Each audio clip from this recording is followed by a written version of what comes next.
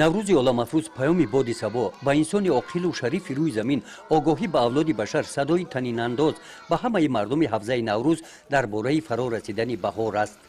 бо шукргузорӣ аз даврони тинҷу осоиштагии давлати соҳибистиқлоли тоҷикистони маҳбубамон имрӯз наврӯз ҳамчун иди миллӣ ҷашн гирифта шуда ба одамон шодию хурсандӣ мебахшад.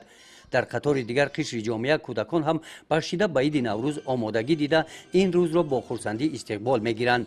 ба ин муносибат бахшида ба иди наврӯз дар муассисаи томактабии оиша дар деҳоти ба номи рӯдаки ноҳияи восеъ бо иштироки раиси ноҳияи восеъ чорабинии фарҳангӣ доир гардид.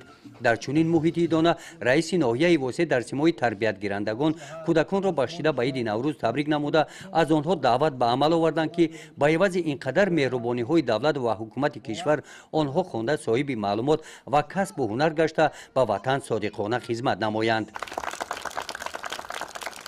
хизмати фарҳангии чорабинии идонаи наврӯзӣ барномаи фарҳангӣ омоданамудаи тарбиятгирандагони муассисаи томактабии хусусии оиша иборат аз рақсу сурудҳо ва аз эҷодиёти адибони муосири тоҷик дар васфи наврӯз баҳор аз қироати шеърҳои наврӯзӣ иборат буданд. барномае ки кӯдакон намоиш доданд бо либосҳои миллӣ ва ҳаракатҳои ҷолиби кӯдакона диданӣ ва шоистаи таҳсину офарин буд. дар ин чорабинӣ бахшида ба наврӯз номгӯи таомҳои миллӣ ки аз ҷониби кормандони муассисаи томактабии оиша ба монанди оши бурида, шакароб, ширбиринҷ ва дигар нону кулчаҳо бо орди гандумӣ тайёр карда шуда ба намоиш гузошта шуданд ҷолибу диданӣ буданд. дар гӯшаи дигар сару либосҳои хоси наврӯзӣ куртаи чакани се наслро ба намоиш гузоштанд ки ҳар яки онҳо диданӣ ва боиси ифтихор аз таърихи пурғановати миллати тоҷикро инъикос менамоянд.